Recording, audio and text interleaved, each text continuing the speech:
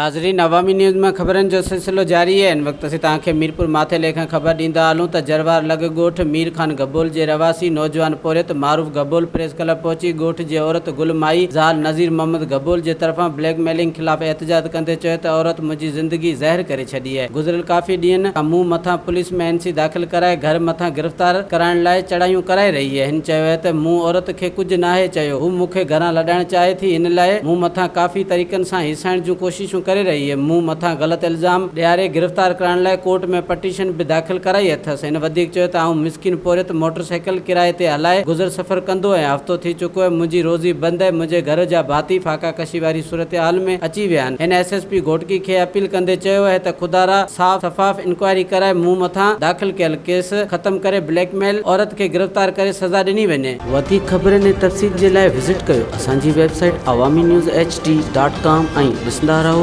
Awami news HD।